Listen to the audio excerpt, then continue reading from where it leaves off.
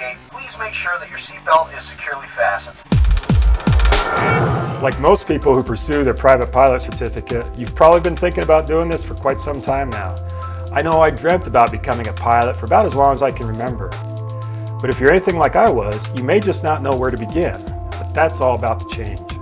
I'm Gary, co-owner of McAir Aviation in Denver, Colorado, and we teach people to fly airplanes. Over the next 10 minutes, I will explain the requirements to become a private pilot and what flight training is really all about. By the end of this short video, you'll learn just how easy it is to earn your private pilot certificate.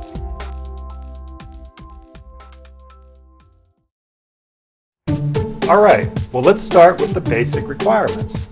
So, to be eligible for a pilot certificate, you must first be at least 17 years old. However, you only need to be 16 years old to solo an aircraft, and you can start taking lessons at any time. So, for example, you could start taking lessons when you're, say, 14 or 15, solo on your 16th birthday, and get your license on your 17th. Pretty cool. And of course, you're never too old to start taking lessons. Next, you must be able to read, speak, write, and understand English. And lastly, you must pass a medical exam performed by an FAA designated medical examiner. Well, what's that? Well, a medical examiner is simply a local doctor that's gotten him or herself qualified to give you a medical exam on behalf of the FAA. It's possible that your family doctor is designated. If not, there are plenty of local doctors who can do the exam for you. Your flight instructor or your flight school will have a list. Now, the medical exam for a private certificate is simple and straightforward. To me, it's very similar to a high school sports physical. It also includes an in-depth questionnaire covering your medical history and any medications you might be on. The medical exam is easy. Don't let that bother you. Okay, so you're old enough, you speak English fluently, and you have your medical or you're about to get it. Well, you're good to go. So what are the training requirements? All right, now there are two parts to your required training. They're ground instruction and flight instruction. Each will cover specific areas of knowledge and operations as required by the FAA. The ground instruction, or as the FAA calls it, aeronautical knowledge, is the time you spend studying your training materials. It's the book learning. You'll do it either with your instructor or on your own. For instance, at McAir, our syllabus is entirely internet-based, so you can study most anywhere at any time. Your instructor will supplement your training with one-to-one ground lessons before and after your actual flight lesson. The aeronautical knowledge will teach you things like the FAA regulations, how to read charts, navigation, weather, the principles of aerodynamics, and most importantly, sound aeronautical decision-making. There really is no reason anymore to enroll in a formal ground school. Okay, now for the fun part, the actual flight training, or what the FAA calls flight proficiency. It takes place in the air with you at the controls of the aircraft and your instructor sitting in the co-pilot's seat. His or her job is to first create a safe and productive environment in which for you to learn, then he or she will simply coach you through maneuvers. You'll learn everything from pre-flight preparation to performance maneuvers to night operations.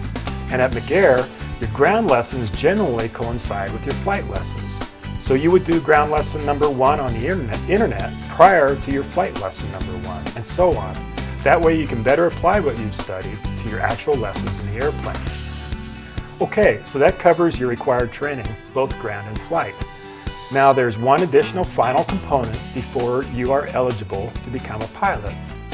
You must log or complete a minimum number of flight hours before the FAA will consider you for a certificate.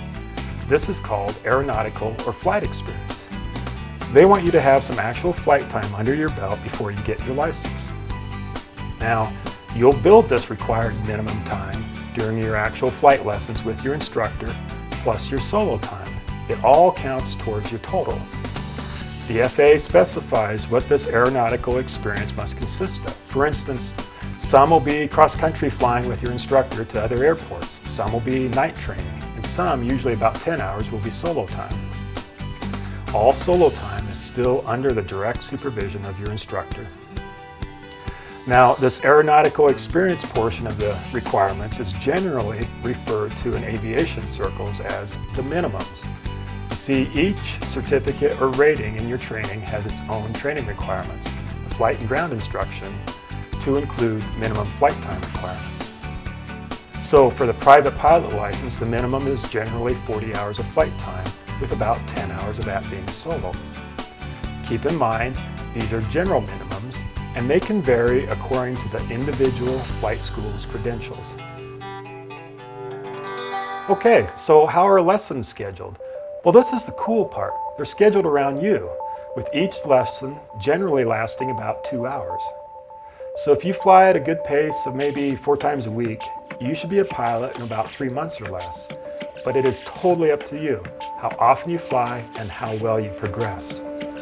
It is best to fly at least 3 times a week so that you can stay engaged and build on what you've learned from the previous lesson. And doing that, you will finish in less time and generally cheaper. But you can go at any pace you like, twice a day or once a month, finish in 4 weeks or a year, it's up to you. We just had a client earn his license in 16 days, but that's an exception. 3 or 4 months is more realistic. You just need to become proficient and meet that 40-hour total time minimum. 40 hours, it's not even a work week. Okay, so now you've completed your required ground training using our internet-based instruction. You've learned or perfected your flight maneuvers and you fly like a seasoned pro. You're comfortable and confident in the cockpit, and all of this flying time totals to at least the necessary minimum flight time requirements. So what's next?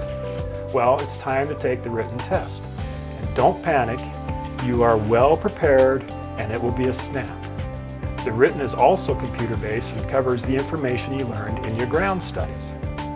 McAir Aviation is a FAA testing center, so you can take the test right here at the school.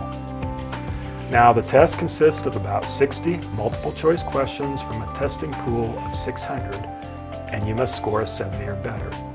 All 600 possible questions are publicly available for you to study, and at McAir, our training materials actually include test prep software that generates random practice exams that you can take over and over, complete with the answer key. In fact, we want to see 3 practice exams of at least 80% before we schedule you to take the actual exam. The written's nothing to be stressed about. You will be very well prepared. After the written is over and you've passed with flying colors, it's time to schedule the actual flight exam. This is called the practical. This is a flight with an FAA examiner. Now, during this flight, you are the pilot in command of the aircraft, start to finish. The examiner will simply evaluate your piloting skills and ask you to perform specific maneuvers to specific standards. These are the same maneuvers you've perfected time and time again with your instructor. You wouldn't be taking the test if your instructor didn't think you were ready.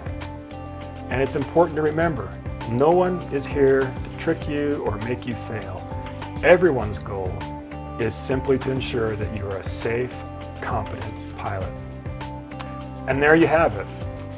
You study your ground materials, perfect your piloting skills with your instructor, log some solo time, take the written, and pass the check ride. That's it. Pretty simple. All this while you're having a great time. Okay, now there are a couple things I want to clarify. You see, a lot of people think flight training is like taking a class in high school or college, and it's not. When you take a class in school, you get credit for it as long as you pass with a D or better. And in college, you pay X number of dollars for your tuition, and as long as you show up, pass each course with a D or better, you get the credit hours and eventually your degree. Well, that's not true in flight training. Flight training is performance-based, meaning you will need to demonstrate that you can perform the maneuvers to specific standards before you progress to the next stage of your training and before you eventually pass the check ride. For instance, you can't move on to solo cross-country flights if you can't demonstrate that you can safely and consistently land the airplane. A C+ isn't going to help you here. And that's why it's difficult to estimate how long it will take you to get your license. Everyone learns differently and at a different pace. The FAA set the minimums that we talked about earlier, and a few talented individuals will become proficient with just that minimum training time. But for the rest of us, it's going to take a little bit longer. The national average for the private license is somewhere around 70 hours. Our average total at McAir is about 54 hours. Now remember this, learning to fly is not really that expensive. It's about the cost of a new motorcycle. And it's not difficult. It will add an entirely new dimension to your life and one that will last your lifetime. If you have any questions regarding flight training or the information you've seen here, just give us a call at McAir Aviation in Denver. That's what we're here for. You can do this, and we will show you how.